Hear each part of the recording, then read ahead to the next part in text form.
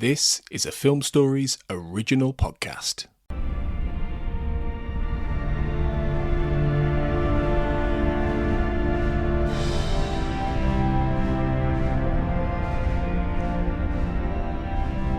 Greetings and welcome to We Are Starfleet, a Star Trek Starfleet Academy podcast here on the Film Stories Podcast Network. I'm your captain for today's show, Ian Buckley, and today we are discussing the penultimate episode of this first season, 300th Night. And I'm joined, of course, by my co-captain, Craig Mckenzie. How you doing? Hello, I'm pleased to be here talking about Academy again. I think I've only missed, one episode this season? 2 episodes? 6 and 8? That's pretty good. That's much better than I did this year. But it's always a pleasure to chat with you. And we're at the penultimate episode of season 1. Of course, this is one of the downsides of having such short seasons is episode 9 and we're almost done. Well, broadly, how do you feel about the season overall as we look ahead to the final episode next week? I think when the show is being the show, when it's being Starfleet Academy, it's very good. I feel like that run of episode 3, 4, and 5 is fairly strong because that's when it's the premise of the show as it's supposed to be. In episode 6, I had issues with it, but I liked it as this is some field training that goes horribly wrong. Sure. And then you have 2 episodes where they decompress and deal with it. And I think they do that to mixed success. It's weird that it takes 2 episodes, but they feel so distinct from each other, so it doesn't feel like there's a through line of healing across those 2 episodes. I think I was higher on those episodes than you, but I agree with that thing you just identified because I felt the same way. I felt a little bit like there was an emotional disconnect, or there was a narrative journey for these characters that felt disconnected from the previous episode, even though in theory these were both supposed to be in the aftermath of episode 6. Yeah, episode 7 it's, we're going on a break, we're having a few days off, and then episode 8 it's, they're at each other's throats, and you see Darren pushing someone around in the atrium or whatever, so it's, where was this last week? It honestly feels like almost in production order, like they could have been switched. Like, almost. Here's the immediate aftermath where you're unpacking your trauma, and then you get a week of relaxation. Obviously, with the romance storyline, that doesn't work out. But I felt like for the majority of the characters, it seemed almost like they were in 2 different places emotionally from one week to the next, which didn't feel like, I don't know, authentic. It didn't make a lot of sense in the moment to me. No, but I liked a lot of other things about those episodes. Yeah, well, I thought episode 8 was largely pretty strong, but I also feel like it's a little too dense for its own good. I think there's far too much going on for you to process it in a single viewing. I had so much trouble writing my review for it. I think I watched it in pieces 4 times, as I was going back to different scenes, trying to analyze them and watching them over and over again just to try and get the sense of them. And then I found some of the logic in the Dr. Sam plot, or it's more the Doctor plot. It's actually more about the Doctor than it is Sam, which is perhaps the wrong focus for a show like this called Starfleet Academy that's supposed to be about the young characters. But I found some of the internal logic a bit strange. We learn resilience in childhood. Well, the Doctor was activated as a middle-aged man, so where did he get his resilience? And this is not to spend too long talking about episode 8, but they could have made that a point. It was like, I have resilience because I was programmed by people that had childhoods that fostered resilience, and Sam didn't because she was programmed by you that hasn't spoken to organics in hundreds of years or whatever it is. So it seemed like there was the Doctor more was they could play based with on there. a model of an actual human being who lived and did have all of those experiences, whereas Sam was being invented from whole cloth. Yeah, and that could have been in there as part of the appeal. It could have been, this is what Sam needs, this is what you don't understand, and this is why you sent her. There was, like, the ingredients were there, they just didn't mix them. Yeah, I don't disagree. I think it's interesting, though. I forget, is Sam's mission to explore humanity specifically or the Federation broadly? I think it's just organics. Yeah. Yeah, because I mean, the Doctor, while well-intentioned and obviously, this is the story that they're telling. I mean, they decided on one particular kind of child rearing, like cultural strategy, which is a significant decision to make. And there was no discussion of, well, like, how do we raise this child? Yeah. How do, like, they just kind of sort of yada yada in montage that whole process, because like you said, there's so much to get through in that one episode. And they missed the point of her learning resilience as well. It's like, why not have part of the montage be her falling and skinning her knee or something? Just that's a good point. Showing how you build that resilience. Because all it was these really, saccharine, happy memories. It was very idyllic. Yeah. And it's, I'm like, no, that's not the point of what you said the childhood was there to do. The point is to face challenges young and persevere. Yeah. But that's I agree. I think there's some meat left on the bone there, but again, they were trying to do so much. I get it, but now they seem this week to have completely processed the trauma after the last 2 weeks and rested and recovered. And what did you think about where our characters find themselves at the beginning of this episode and at the end? Well, at the beginning of the episode, I was like, oh God, we're at the end of the semester already. It feels like we haven't really had any of the semester. Where have all the classes been? It's a metaphor for the seasons now. Yeah. Like these, how can we possibly be at the end of this first season already? Yeah. If they'd commissioned the second season as soon as they'd commissioned the first season, why didn't they just make the 2 seasons one school year? That would have given them 20 episodes to dig fully into it. But you're using your brain too much, Craig. I know. In terms of it's a terrible habit of yours. I'm sorry. In terms of where the characters were at the end of the episode, well, this is a table setting episode. There isn't actually a great deal that happens, which I find frustrating in finales, finale setup, because it's one episode where we're moving the pieces in place while we go for the finale, which will be the big blockbustery thing. And when I talked about how Starfleet Academy is best when it's being Starfleet Academy, this is not an episode of Starfleet Academy. This is apocalyptic plot. Here we go again. Like, as much as I like Paul Giamatti, I think Braca as a character is the wrong character for Starfleet Academy. He belongs in Discovery, because that's the kind of crap they deal with every season in that show. Just giving the kids a villain, I don't like it. And I've been quite happy to forget he exists for most of the season, because I find that the emotional challenge is more interesting. So now that we're back to the plot, I find myself checking out a bit. Yeah, I don't disagree about the Giamatti of it all. I say this as a huge fan. We've already talked about this at length before. He's great. I have been relieved that he has been such a small part of the show overall. Like, he's had 2 episodes where he's appeared. And presumably the next one. Yeah, presumably he'll be in the next one. And that's okay. If he's only in 3 out of the 10, I'm okay. I was worried that he would be a much more significant presence. Yeah. But now he's basically a final boss for the kids, which is unnecessary. I don't disagree. I mean, I don't necessarily mind there being like a personal protagonist, a compelling personal protagonist for a character or a couple of characters to bounce off of over the course of a series. I think that's fine. For me, the bigger issue was, of course, there's a problem, and it's not just a problem, it's Omega. There's Omega particles, and we're gonna face a completely overwhelming, quadrant threatening weapon of mass destruction in Starfleet Academy. It just it feels a little like, again, and not just in Starfleet Academy, just in New Trek in general. Like, of course, there's a giant glowing red threat in the middle of space as the final shot of this week's episode. I mean, look, I think the idea of like the threat being that the Federation space is going to be isolated is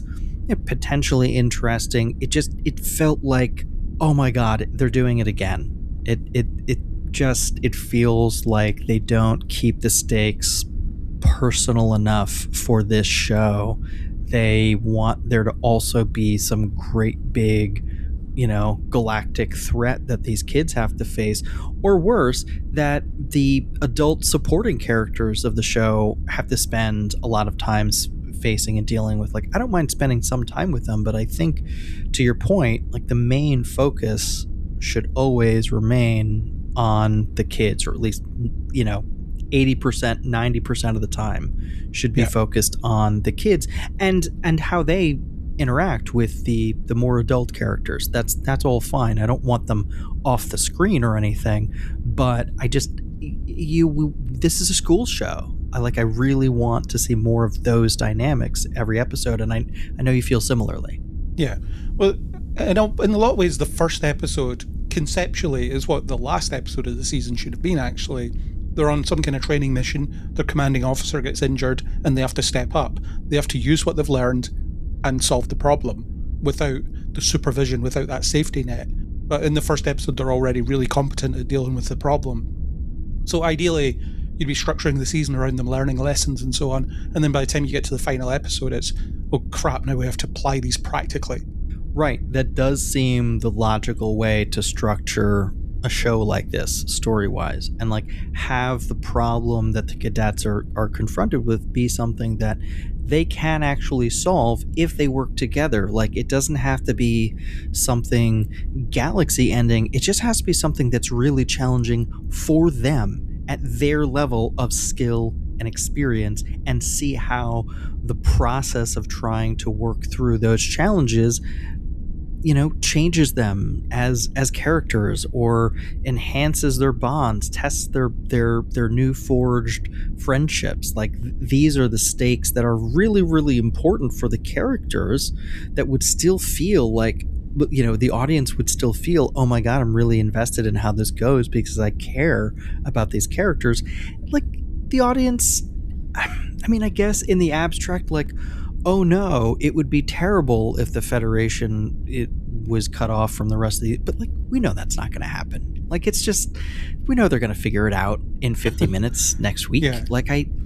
I don't know. There's just a limit to how many times they can go back to the huge catastrophic threat and make me interested. If there's a way, this isn't it. And I think that they crossed that line long ago. I'm not just talking about Star Trek, I'm talking about franchise media in general, where it's everything is end of the world, end of the universe, end of everything stakes, and it's just meaningless because you can't quantify that in any meaningful way, and a lot of the time the character work gets lost in the shuffle. So I find myself questioning once again the internal logic of what was going on here when it was revealed that he has surrounded the entirety of Federation space with these Omega mines that you can press a button and detonate, and then no more warp drive in Federation space. And I'm just thinking, do you know how large a light year is? Do you know how many mines you would need to surround the entirety of Federation space? You'd need trillions. When they were just looking at a sphere essentially at the end of the episode, I'm like, that's not what this would look like. The scale, it would be a wall. It would look like a wall. If they were that close to it, it would look like a wall at that point if it was accurately sized. And all the mines look like they're spaced really close together. Do you know how many that would take? I'm sorry. Incalculable. We're nitpicking a little bit, but it is one of those things that you don't need to trip over your own dick when you set yourself up like this. Whatever. I don't want to focus on the negatives because I did actually like quite a bit about the episode that wasn't the ultimate threat that they're setting up. I know it's a little bit of a setup episode, but let's talk a little bit about what happens. I thought that for me, I was much more invested in the stakes of Caleb's relationship with his friends in this episode than I was with whatever the hell is going on with the Omega particle. And I like that we opened with Jaden sharing this Klingon bonding ritual with his friends. They're coming to the end of the semester. They've all become much closer, but Caleb is still struggling to fully give himself over to this found family he's having a hard time shrugging off the like runaway loner inside of him. That's a compelling journey for this character to go on. That's there's emotional stake there that can involve the audience. And so I liked that through line. I liked where Caleb was going in this episode. I mean, I think that, when he finally achieves this breakthrough that he does regarding communications with his mom, who knows why he didn't recognize that sooner, but at least they sort of acknowledge in the episode. He's like, I'm sorry, I'm so stupid. I should have recognized. It's like, Jesus. But like his personal journey, his journey with his friends, his rediscovery, the reunion with his mom, like those are the things that I really cared about in this season, in this episode. Yeah, and it's consistent with Caleb as he's been depicted across the season. He's been slowly opening up every little bit as he goes on, but he's still drawing boundaries. And then obviously it's revealed in this episode that he decides that he's done with Starfleet Academy now. He's found his mother, so he's going to have to leave. And I wonder, and it seems like that's in the back of his mind. He doesn't want to get too close because he's going to have to leave them behind at some point. So he doesn't want to join Jaden's house so that he then has to leave. He causes the pain now by refusing, and then it'll hurt a bit less later, or at least that's his logic. And but it's difficult for Caleb to form these connections because he's just not used to it. And then you have the whole thing with Terima, and I really liked his farewell to Terima, where he was finally open and vulnerable, and to use the word romantic with her as well. He told her exactly what he thinks of her and ditched the bravado, which he hasn't really done with her before. And obviously that's the thing that mechanically clues her into something's up here. I'm going to have to sneak onto Athena and find out what's going on, or I'm going to go and visit and find out he has these messages and so on. So in some ways it's very functional in order to move the pieces into certain places, but the Caleb and Terima emotional logic was fine. I found the other characters' emotional logic a bit off. Whereas Sam's like, yeah, I'm rebellious now, I'm going to help you steal the shuttle, and then you have Darum, who's drunk and stumbles in and decides to come along, and then Genesis, who just happens to be there because she volunteered to help lock down the shuttle bay. But the Genesis thing was obvious to me what it should have been. That should have been a choice between her duty and her loyalty to her friend, but it doesn't really come into it. Especially with the whole we're all in a Klingon house now. That should have been the tension of her choice. Do I follow my duty, or do I breach protocol and go with Caleb? But instead she's just sort of kidnapped, and it's funny, except I didn't find it that funny. Yeah, I was hoping for a little bit more of an intentionality behind all of their actions. I think recognizing his struggle with fully embracing this new family, I think seeking him out and saying, hey, what's going on? What are you up to? You off on a secret mission? I think that is kind of a more realistic and satisfying communication of kind of where their relationship stands now versus the beginning of the season. Like they are, like if we are to believe, especially by the end of this episode, that like these people have really forged a bond, like I want to see that communicated through their actions. Like the coincidence of them all being there isn't as satisfying as them all intentionally saying like, hey, our friend needs us, let's make a difficult decision. To your point about Genesis, like that could have been a difficult decision. Darum has to overcome his dislike of Caleb, and Sam, maybe if she had struggled initially with I don't want to get in trouble with my dad. Like it's a new dynamic for her that she doesn't have experience with. Before last week's episode, she never had a parent. So she never had someone who she could disappoint or let down if she got in trouble. And now she does. And I would have loved for a little bit of lip service to that, because that is a huge interpersonal relationship that she did not have before this week. And I think that should have been reflected a little bit more, could have been reflected a little bit more in her decision to join Caleb on this mission. Yeah. Stealing the shuttle should have been the culmination of that bond developing, and then maybe you take it a step further where you have Jaden refusing to go on it because he doesn't want to cross that line, and then he changes his mind later because he realizes what's at stake for Caleb. He realizes why he's doing it when he sees the messages or whatever. And Tarima, it makes sense for Caleb to not want to include her because they're in a strange place at the moment, and if things get hairy, then she might do herself irreparable harm if she unleashes her power again. Yeah, and, I don't know whether Caleb is thinking about this, but bringing her along could be an interstellar incident as opposed to bringing the others along. So I think, whether or not that was a thought in his mind, it could have contributed to not wanting to drag her along. There's all sorts of things it could have done, but instead we're on a shuttle, we're stealing it, off we go. Yeah, it's played for a light beat as opposed to what could have been a little bit more of an emotionally sincere beat. Yeah, there's always a handy transwarp corridor these days. Well, there was one in Picard season 1, I think, as well, where it's like, it just so happens we're passing near a transwarp corridor that we can hijack. Yeah.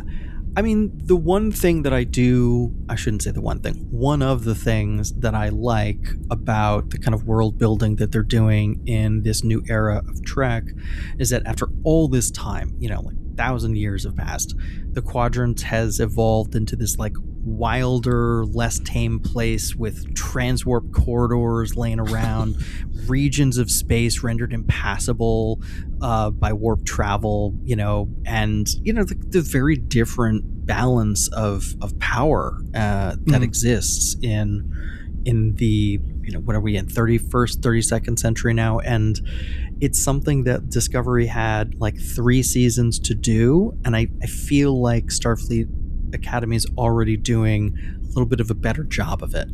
Yeah, because it's making the state of the universe part of its DNA. Right. Because these are the characters that live in it, whereas Discovery are just passively observing it and saying, we remember the good old days because we're from the good old days in it. Right. And they don't really go into it. So it's things like, complain about it plenty on Discovery, but it's things like, Navarre have now joined the Federation again. That's good. We don't really need to cover to that in too much detail. Or Earth's back in after not being in for a bit. Again, no real drama to that whatsoever. But like Beta Z rejoining was a genuine struggle. Like they had to do things in order to make that happen. There were compromises made. Yeah. And as contrived as the whole setup of that happening was, as in, we're going to have these negotiations in front of the Academy. That's, as we talked about, a bit ridiculous. But at least you could sense that there was some, there was some reluctance there. And it was a challenge to achieve this alliance. Absolutely. Yeah. Yeah. And, I did like the once they're all on the mission together, I thought their group dynamic, continues to work pretty well. Even some of the lighter moments, I did laugh at Darren's line about like, why is space being like this? As characters, once they're all in the same place, like I think they do have, and they've developed real chemistry with each other. And I think that they're a good core group that feels like a group of friends that are growing together. And so once they do get together and they're on the planet and they're looking for Caleb's mom, I feel like all of that worked. I think that getting them there was a little dicey. I think the setup was a little dicey, but I think once they get there, Caleb finds his mom. That's a huge moment. I don't know if you were surprised that it happened that kind of quickly and easily, or at this point in the season, but I enjoyed their reunion personally. I was kind of disappointed in how easy it was, and these shady places they all go to, they all look the same. It's like the franchise. It looks exactly the same. And they all as well look like this. They all, I mean, in a way, it's sort of reminiscent of older Trek. Sometimes, you go on these away missions to these planets, these markets. They all kind of looked a similar sort of dusty market square like that. The aesthetic was definitely repeated pretty often. Yeah. I think this is the 21st century version of that, or 31st century as the case may be. But I wish that there was a little bit more invention. on this front. Like, everyone is just kind of dressed in similar-ish rags. I mean, even the antagonists, like, they just look like generic space pirates. Like, who cares? Like, I can't even tell you what their name was, and I watched this episode twice. Like, it's so they're so nondescript as adversaries. Like, there's nothing. Like, even their name is not unique. Like, there's nothing culturally unique about them. Yeah, it just right. Like, they remind me of the Emerald Chain, how they're simultaneously a small tin pot outfit out there and a galaxy-threatening force somehow. You can't have both. Which is it? Right. These, like, ragtag groups of humanoids dressed in nondescript gear, working for obscure, nefarious purposes. I'm over it. Like, give me some cultural specificity. Tell me what it is about this people that makes them unique and makes them threatening. I'm done with space pirates in rags. I don't give a shit anymore. Yeah. And in terms of the emotional reunion of Caleb and his mother, Anisha, I believe her name is, I feel like they steamrolled over the actual emotion of it. There was the quick, I can't believe it's you, blah, blah, blah. And then they just dovetail straight into exposition. They just start explaining everything to each other, which kind of dulls the emotional impact quite considerably. Yeah, I really liked the initial moment as it played out. It was slow. It was uncertain. It felt very emotional.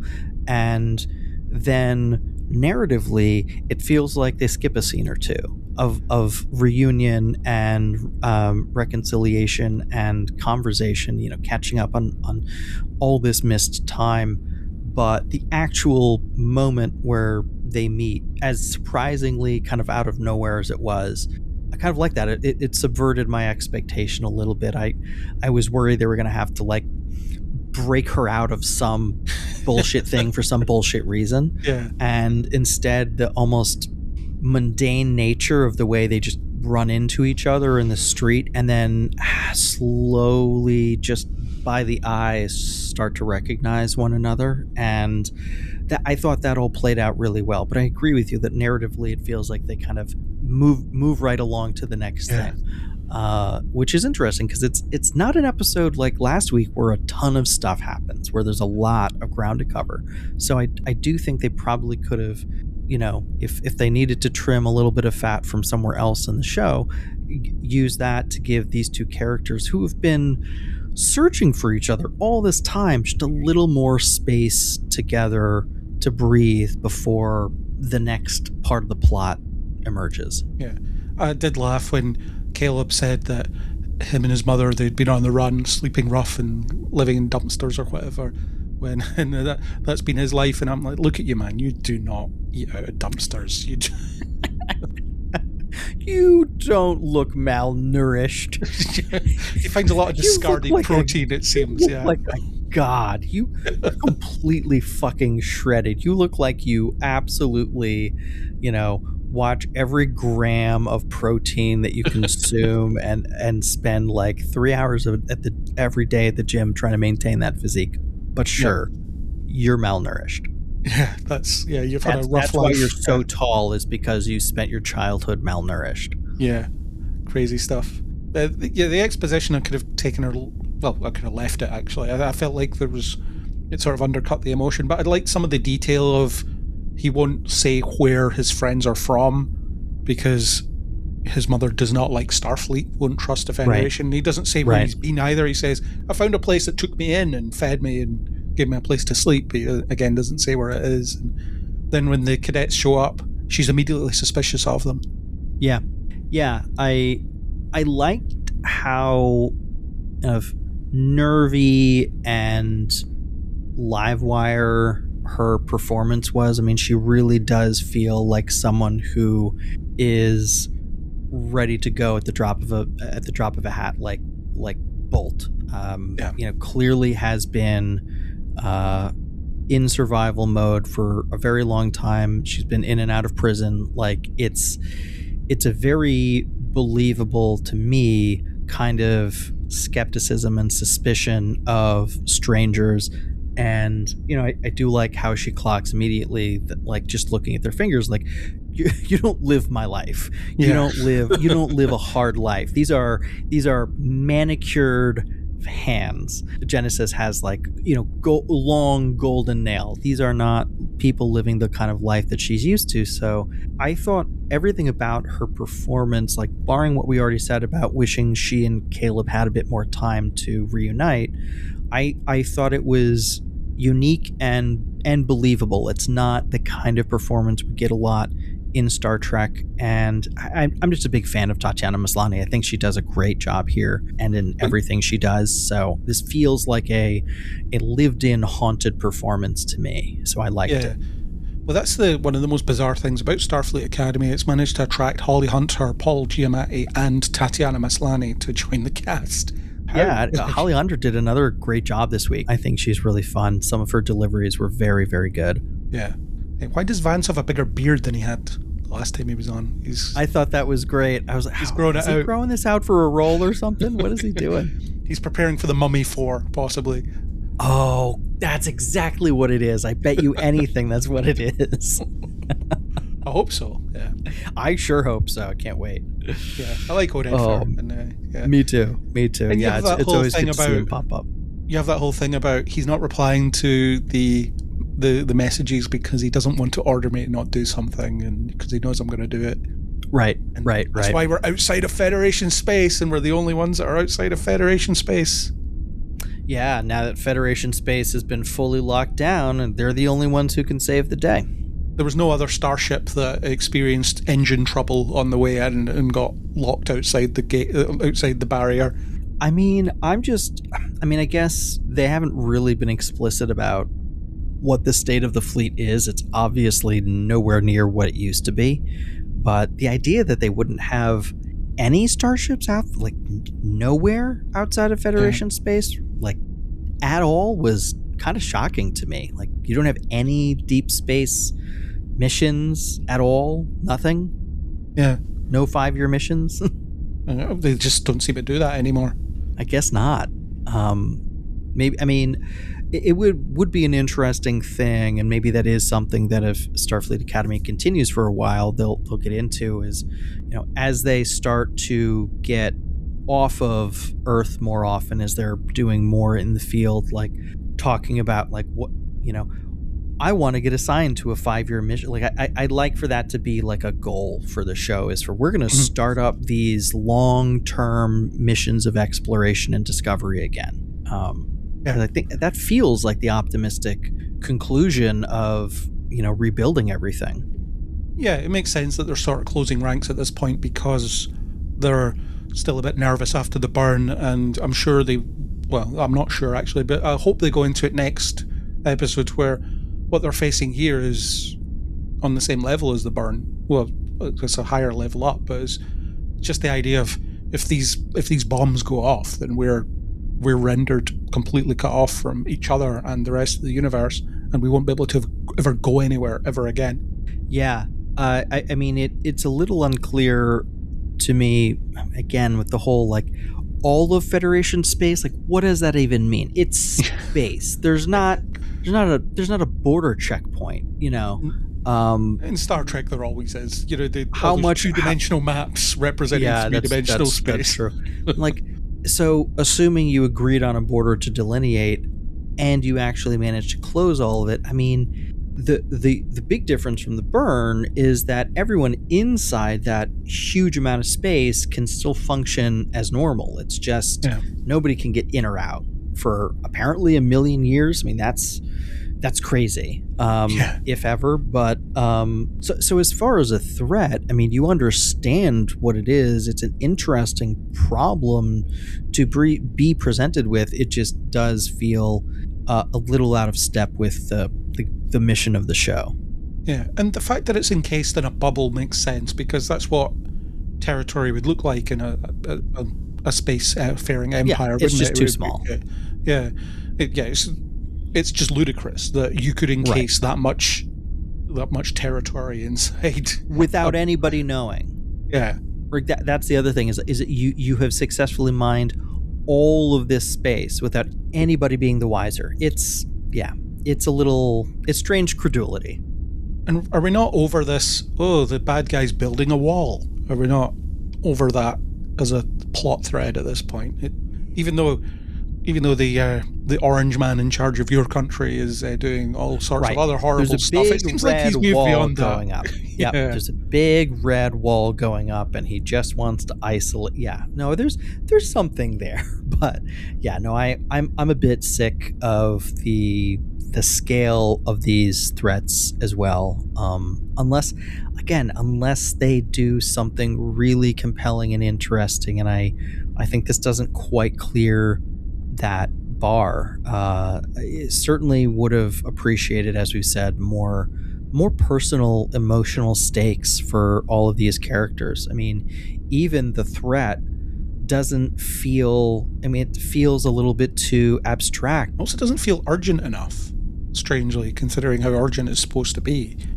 Yeah, and the thing that seems crazy to me is that, like, the guys behind the mining clearly want they want the Federation to be isolated, but why wouldn't, like, I don't understand why they're just setting it in place and waiting. Like, why wouldn't they just set them all off as soon as they're set up? Like, I don't imagine there's going to be some kind of blackmail going on. There'll be a reason. Maybe right. Yeah. The plan in full may not yet be revealed, because right now it just seems like I don't understand why, once everything's in place, you don't just, if this is actually what you want, it's your actual goal, like, just do it if you can. Yeah, there's no reason not to, but we don't know what. We don't know the full plan. Braca wants. He's bound to want something. This will be a bargaining chip. This will be his blackmail. It'll be, you're going to do this for me. You've probably seen the Omega episode of Voyager more recently than I haven't seen it for a while. I remember it quite well. Like, I thought the protocol was, like, as soon as any of this stuff is detected, like, you destroy it. Like, how this did is a synthetic copy of it called Omega 47. So what? It just doesn't show up when it's, like, I don't know. I was a little struck by, wait a minute, I thought the protocol was that as soon as anyone detects this stuff exists, like, everyone knows you have to destroy it. It's changed, and it's not just the Federation, like, everybody knows that. Yeah, it's changed days from we've elected to destroy this upon contact to we're going to build our own version of it. We're going to try and engineer our own copy of it. Yeah, it seems crazy to me. No conversation about any of that, which is a to not weird. Be afraid of its potential, because Starfleet does, or the Federation and Starfleet do a lot of things out of fear. We don't like genetic engineering because some people turned out really badly when we did it. But if we're able to find a better equilibrium with the genetic engineering, we could solve a lot of problems. And there's a few other things that Starfleet do that are just, just out of fear. They just don't. Yeah. They won't budge on something that could actually be used responsibly. And you can have arguments about what the right hands are for something like Omega, this apocalyptic thing. And if you really want to dig into it, you could have everybody has created this, and it's like a nuclear deterrent type situation. So everybody has Omega 47 capability, so therefore we don't use it on each other.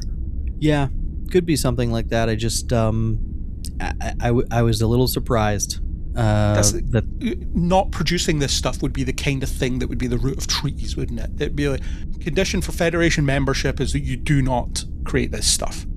Right. Everyone signs on with the "we destroy Omega immediately" treaty. Like, that is just it, like nuclear non-proliferation. It's just a non-starter. You don't get to do it. And if you discover anyone who's doing it, you have to stop it. That's the way it goes.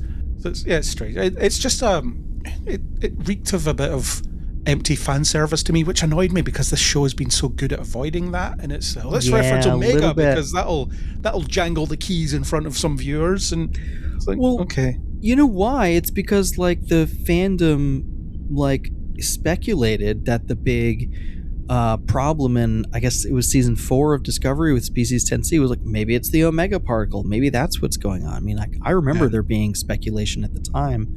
So I wouldn't be surprised if if part of them were just like, yeah, we're going to do the Omega particle.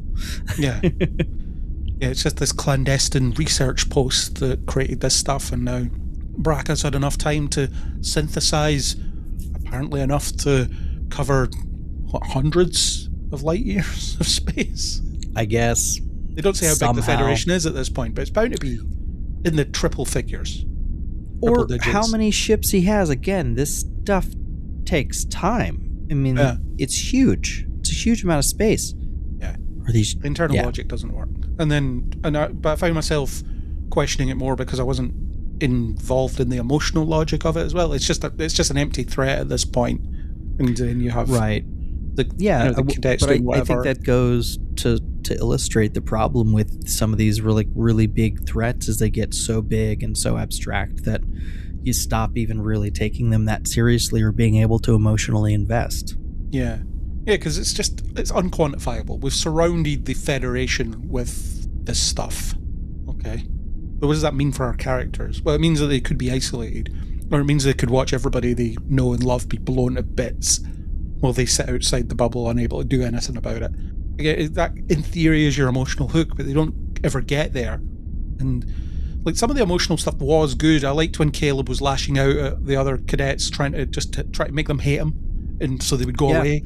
And like, that's a classic thing. And he preys on these things that he knows that they're insecure about. You know, Genesis, you'll never live up to your father. You'll never be a good leader because you're so selfish and whatever. And then Sam just doesn't let him lay into her. She starts with a hug. She just says, "You're so full of shit." Yeah.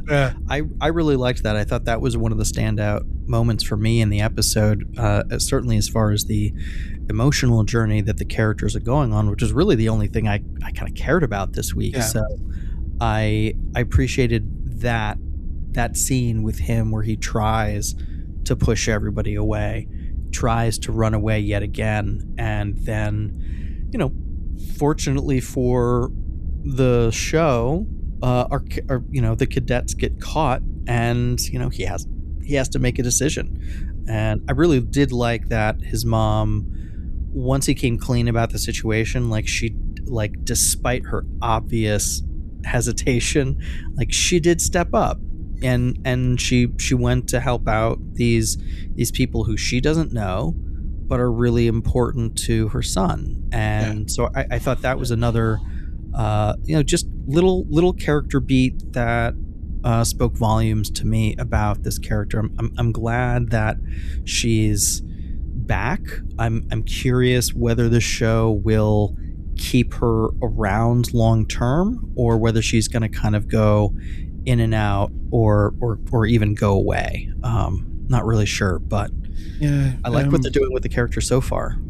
Yeah, it probably doesn't make a lot of sense to have Caleb's mother cutting about all of the time, but maybe it's just enough to resolve it, knowing that she's out there and he can go see her whenever he wants. Right, that they can stay in regular touch now that he figured out his stupid encryption thing. Yeah, because you had the suggestion of a spicy conversation coming next week when she sees Ake. Oh, that's going to be it's going to be something. Yes, that's going to be an interesting conversation to listen to. You took my child away from me. I hate you. That kind of thing. You can suggest where it's going to go, but it has to happen as well. Absolutely. And we know we know how Ake feels too. Like, she hates herself as well for what she did, and it was the reason she left Starfleet. And not that that sacrifice for her is going to mean anything to Caleb's mom, but especially when she's back in Starfleet. Right. Yeah. But it is a part of the story, and I think Caleb's integration into Starfleet Academy is going to play a role. I wouldn't be surprised if once she gets patched up and the problem is resolved, if she's like, okay, Caleb, this was great, now come along, your friends are safe, we saved the day, now come along with me, we're off to adventure together. And that's when Caleb will have to make the affirmative decision to stay. It's going to be him getting what he wants, and maybe it isn't what he wants. Once he gets what he wants, it's not what he wants. If that makes sense. Yeah. It was also, I felt like this was less nostalgia baity than the Omega particle thing, but it was nice to see a saucer separation save the day again. It's been a while since we've seen one of those. Yeah, although I'm still not sure about the construction logic of the 32nd century ships, where they have who knows aren't attached to the actual ship but are dragged along at the same pace. It's all programmable matter, buddy. Why would you have nacelles that hover near the ship without being attached to them? That doesn't make any sense to me. It's just really stupid. And the bridge of the Athena, or just Athena as they refer to it, has its own warp drive. It's its own ship. Yeah, it has, what do they call it? Standby nacelles? Something, backup nacelles? Yeah, it's sort of like a battle bridge is a separate, thing. You have a warp capable saucer section now. It's an enormous saucer section, so it kind of makes sense. And it was the one sort of like tactical flaw of the old saucer section is that couldn't go anywhere. Like you just were stuck with a saucer full of 1,000 people and nowhere to go other than at full impulse. In the case of the Enterprise D, it was most of the stuff happens on the saucer, so you can leave it behind and go into battle with the battle section, and not endanger all the families that are just trying to get on with their day. That's what you do with it. And I mean, like, it could go full impulse. Like you could limp along somewhere, but to me, it does make sense as an evolution of like, the saucers 1,000 years later are somewhat warp capable. Like maybe we're not hitting, warp 9 or whatever, but like you can get away from whatever the situation is. I mean, that's part of the problem I have with the technology in this era is it just seems to be kind of whatever. It's like anything can do just anything, and it's quite funny how you have a long turbo lift ride in this episode and throughout the season as well, but they also show beaming happening as well. So like, why do they have the turbo lift on Athena? That's a really good question. Is why? And look, I wasn't necessarily like the biggest fan of them zapping literally everywhere in Discovery, but I do wonder, like, if this is the design decision that you were committing to, if this is what you were presenting as the current technological paradigm, why would anyone need elevators of any kind anymore? Yeah. Like everyone can just double tap and you're wherever you want to be. Like, what's the point of a turbo lift anywhere other than it's Star Trek and you expect to see turbo lifts? Like, that's fine, but then you can't also simultaneously invent a technology that makes it obviously irrelevant. Yeah, but you would have emergency turbo lifts that you use for whatever you reason could have when your emergency transporters turbo, aren't working. Yeah, of course, and you're still going to have the good old fashioned ladder somewhere, I'm sure. Probably, but in terms of like regular use, like no, there's no use case for it anymore. The turbo lift, and that actually reminds me of the elevator they use in Red Dwarf sometimes, where it takes them hours to get across the ship because it's so big. So they end up watching an in-flight movie and having food while they're just in the elevator because it takes so long. That's great. Because Red Dwarf is like 3 miles long or something like that. Some Red Dwarf head will correct me, but it's a huge ship. And it's the idea of, it takes a while. And I mean, they had it was a plot in the season where one of the seasons where it took them like a year to turn around, because... That's really funny. Because they were actually very science fact in Red Dwarf when they wanted to be, at least early on. But Star Trek has vastly moved away from that. Not that transporters and stuff is all that believable, but I used to understand the vague limitations of these things. Yeah, and look, they were never perfect about it. The lines would, technology that would save the day in one episode would never be referred to ever again throughout the rest of the series. Like, we know that that's a little bit baked into the quirkiness of the show, but like when it's so glaringly obvious like that, it does feel, it takes you out a little bit, and you don't want it to take you out. You want these decisions to immerse you. Yeah. But so we could have that awkward, flirty conversation between Caleb and Terima in the lift. That's why we have a lift. And right. I've had a lot of conversations. You've got this in enormous elevators. physical set. Just have that conversation be in a hallway somewhere or anywhere else. But like turbolift conversations are a trope in Star Trek. Like it is hard to envision, and probably was for these creators, a Star Trek show where characters didn't have a chat on a turbolift. Like it probably never even occurred to them not to do that. Probably have you could probably play around with it a bit as well. You could have they have a bit of an awkward conversation, and Terima, for example, might think, yeah, okay, I'm done with this, and then she just pops out, she disappears because this is too awkward, I'm gone. Right. Yeah, just I'm actually, you know what, I'm bailing. I want the scenic route today.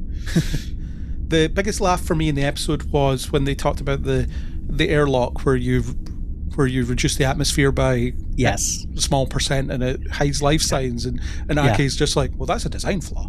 Yeah, I again, that was the exact line reading I was thinking of when I was like, Holly Hunter was great this week. It was like when she says, well, that's a design flaw. Like after, like she gives it just the right amount of silence to think about it, and then she delivers that line perfectly. Yeah, we're really lucky to have performers of this caliber participating in the show. I'd love to know how they pulled it off.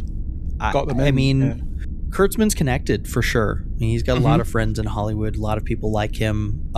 I've heard nothing bad about him as a person in Hollywood, which probably goes a long way, regardless of what we think about his creative opinions and output. Like his reputation as a person in Hollywood is solid. So I think people want to work with him, and he's managed to forge connections over the years, and you know, it's still a premier brand, and you know, Giamatti's a genuine fan. I don't recall whether Holly Hunter was a fan or not, but you know, I think that they've gotten, you know, some combination of luck and, you know, money, of course.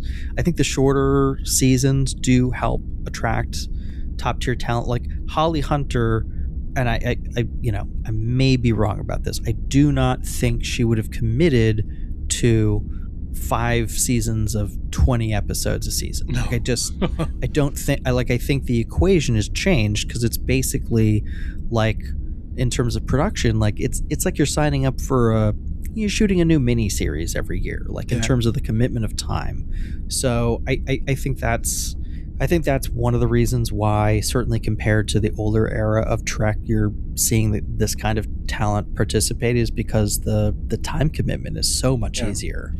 Although she did commit to 20 episodes, because we have season 2, and we assume that she survives to the end of it. So if they did go closer to the structure of old, and we did have a 20 episode season, then if you had 20 episodes of Holly Hunter as your big grab to try and get an audience in your first season, and then she moves on, she decides, I don't want to be Chancellor anymore, I'm going to go off and be Federation President or something, I don't know, whatever. You just don't see her again after that point. And it's like when they got Jason Isaacs in for the season 1 of Discovery as this big hit to maybe entice people, and then he's gone at the end of season 1 and you don't see him again.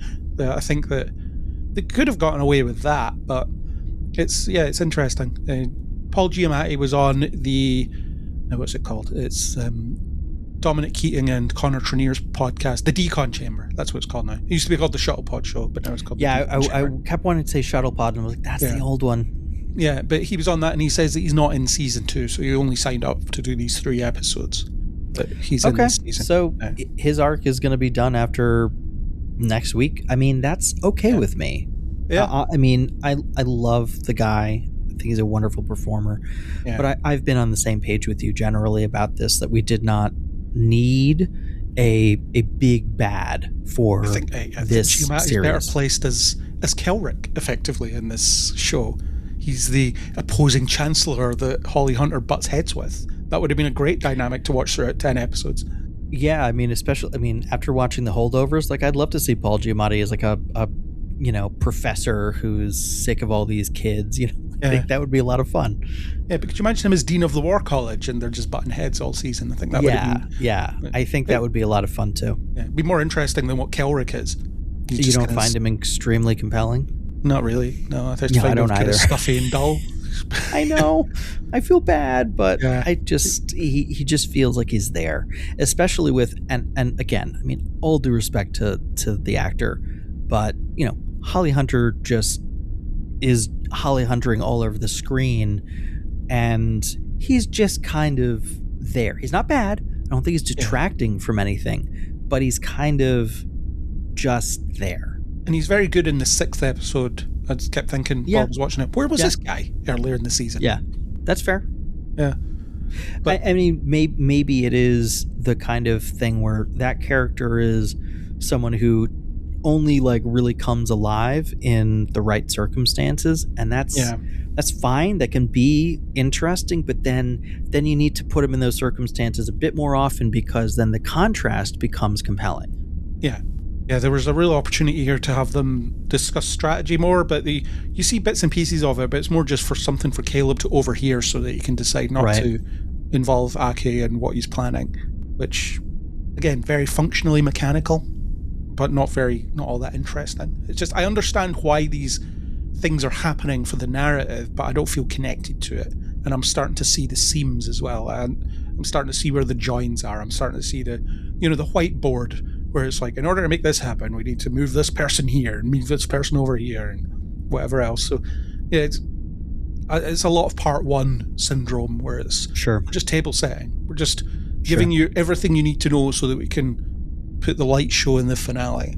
Yeah. Which is a shame. And I want to see more of Sam's approach to her new life, like contextualizing the 2 lives that she's lived, because talking about how she doesn't like herself, she doesn't like the version of herself that she was before her childhood got installed. That's a really compelling thing, and this whole idea of self-loathing as a teenager as well. She's a 17-year-old girl who doesn't like herself, right, or doesn't like a version of herself. Right. Yeah, I think there are going to be, and I think they'll hopefully explore more of that in season 2, since we're out of time. But I think that her continuing to grow into this new combined version of herself is compelling. I hope they explore it more, because you're right. I think that they sort of set up this new Sam. And, I mentioned earlier about how I would really like for them to dive deeper into the fact that, she now has a childhood where she had a parent. Like, she experienced an actual childhood, she experienced parenting, and now has this dual relationship with the doctor. And I think that will come out more as the series progresses. I wish we were getting a little bit more of it now. Yeah, although I'm questioning where all this personality that she has came from, because, like I say, we only ever saw this idyllic childhood that was apparently perfect. So, like, where was that? Where was those shades of this rebellious figure that challenged the doctor in any way? That you almost need more than a montage to show how that relationship actually functioned. They needed another couple of episodes, man. I'm sorry, but this is exactly what we're talking about. Like, even if you extend this to a 13-episode season, you get another episode or 2 where that can be an A or B element of the story that week, and you explore the dynamic of, like, how does Sam learn to be a child, not in the chronological sense, but in terms of being someone's daughter. Like, how does she now process that journey that she's gone through, and who is she now, and like, what is it like to be a teenage hologram who is trying to forge your own identity and step out of your, like, probably overprotective father. Like, you can imagine the doctor maybe being a little overprotective.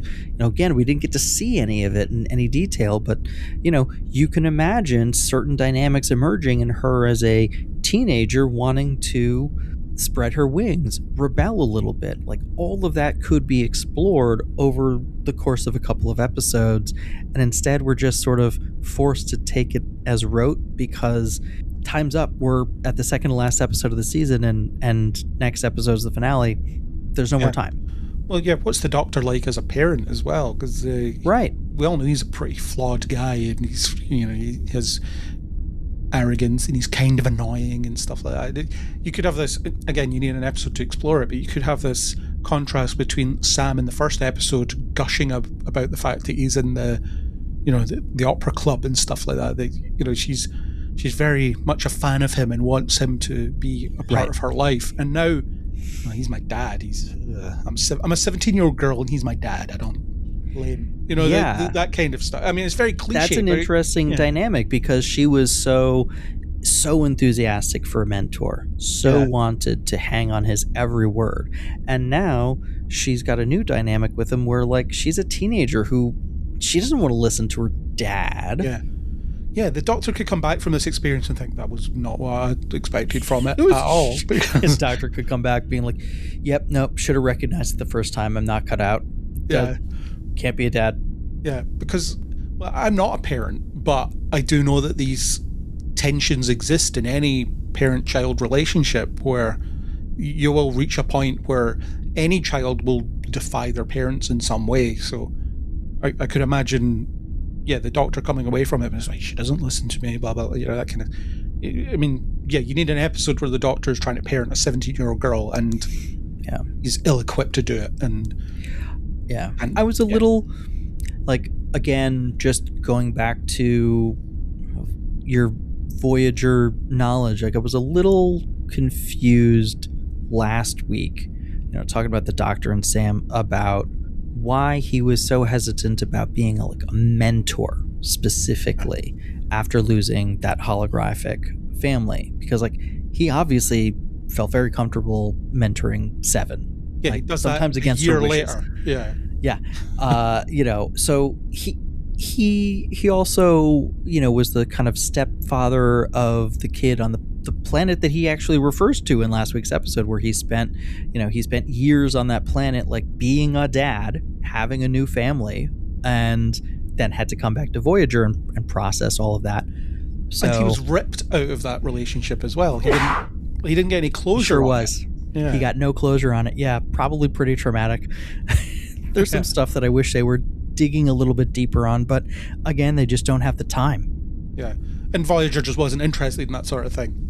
It's just he had a son, and then the way that the audience is supposed to react to that is, how did that happen? But this show is obviously adopted or something. Yeah, it's pretty but this clear. show is showing some interest in that stuff. It's just it can only do it at a surface level or just below, because there's just, it feels like there's no time. They're either trying to do too much in one episode or too little in another, and there aren't enough episodes to go around in the first place. Those specific references puzzled me, because it did feel, I mean, can you call it fan service to refer to an episode of Voyager that probably very few people remember? Because it is I think that scene is good, but I find the episode a bit of a slog. Like, if I'm deciding to shove on an episode of Voyager, it will never be that one, because it's a bit of a slog. And then there's the fact that Sam is clearly a sentient life form. She's a sentient being, as is the Doctor.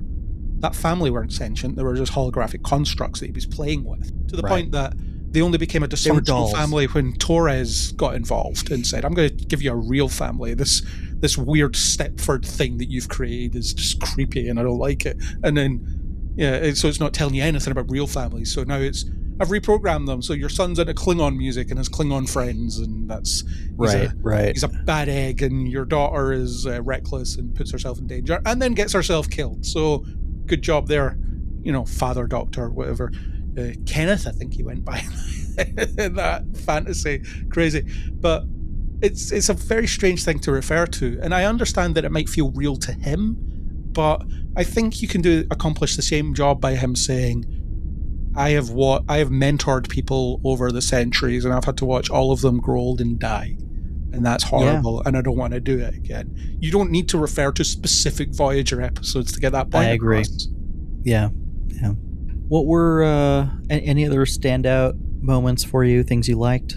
I think we've covered most of it. Like I say, it's very much table setting, so it's not really... Yeah, there's not a ton going on here. Yeah, it's just, we need to move these characters here. Athena flying into the atmosphere and causing a slight putting the dust pieces in place was a bit stupid. I mean, again, the science of it, if you flew something that large, it would be a giant fireball. It would be a hurricane. It would they would cause. But again, it's not just like a helicopter coming down out of the sky. but that's effectively the effect it was. And you're talking about something, I can't even calculate how many times larger than a standard helicopter Athena is. Yeah. It's like, remember how it looked when the ships from Independence Day entered the atmosphere? It would be more like that. Yeah. They're probably Athena's probably way bigger as well, because it's a school. It's an entire school in space, isn't it? Right? Yeah. Crazy. Anyway, any final thoughts to share?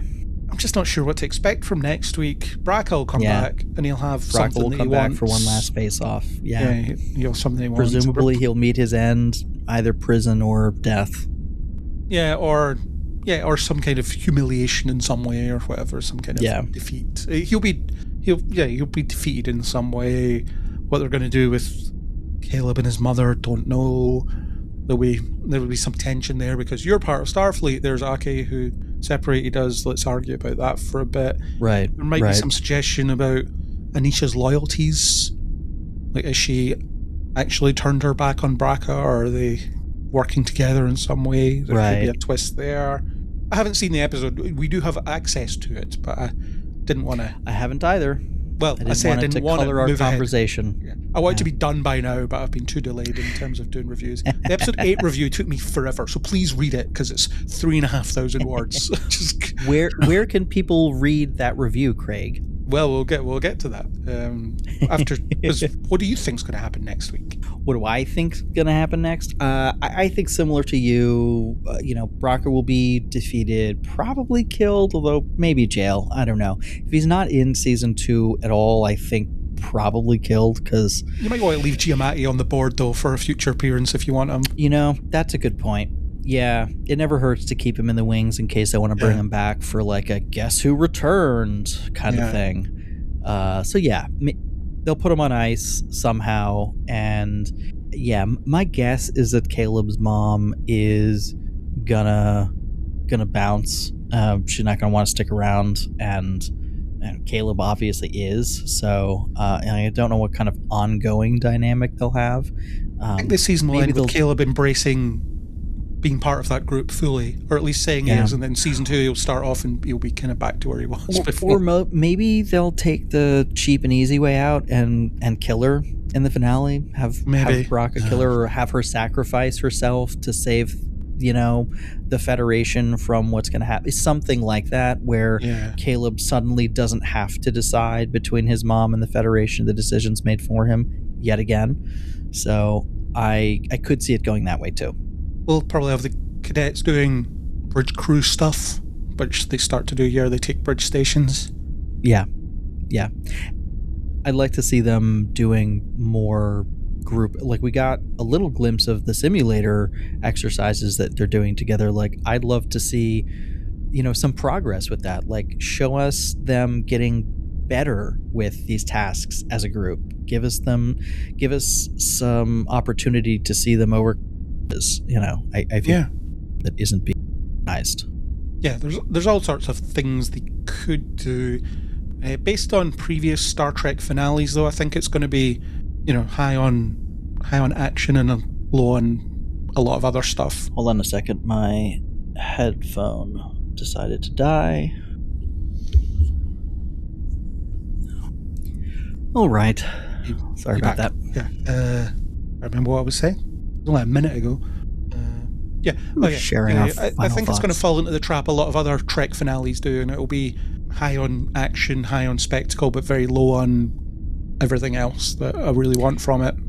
Yeah, wouldn't be surprised. They're gonna make a big finale thing, and maybe we'll get a cliffhanger. Wouldn't that be exciting? God, no more of those. I hope they learned their lesson after Strange New World season 2. No more cliffhangers. They didn't. They won't. They never will. All right, buddy. Streaming era, we need to finish our story in the season. You can set up what your story might be in the next season, but you can't end like mid-scene in the way that you used to. Yeah. Okay, my friend. So where can people find you? So mostly you can find me on Nail Before Blog, so that's nailbeforeblog.co.uk. As I mentioned, I've reviewed Starfleet Academy every episode. Please read my review of episode 8. It's 3,500 words. It took me a long time and many broken viewings of the episode in order to put it together. So someone please read it that isn't me, or Yeah, just me. So far, I'm the only one who's read it. But we're recording before I've even published it, so that's not a fair criticism of anybody. But anyway, that's mostly where you can find me. There's an attached podcast called Kneel Before Pod, where we'll be discussing various things. There's a semi-monthly news podcast. There isn't going to be one this month. Just couldn't get anybody to commit, so it's not happening this month. But semi-monthly news podcast. It happens most months. And deep dive conversations about your favorite nerdy things, the odd interview as well. I will be doing the Starfleet Academy conversation over on there as well, which will be looking at the season as a whole, where Darren Mooney is going to come back and give me an editing nightmare of like a 6-hour conversation. So that I have to Sounds great. Yeah, it's going to be quite something. He's always a good time, and his contribution is worth the many hours of editing that comes as a result of his appearance. But that's what's going to be happening there. So yeah, that's mainly where you can find me.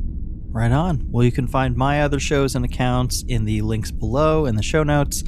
And yeah, it was a pleasure talking to you, Craig. Thanks so much for joining me. We'll be back for the finale with the full crew, we hope. We sure will. We'll be back next week to cover the finale with the full crew, as you said.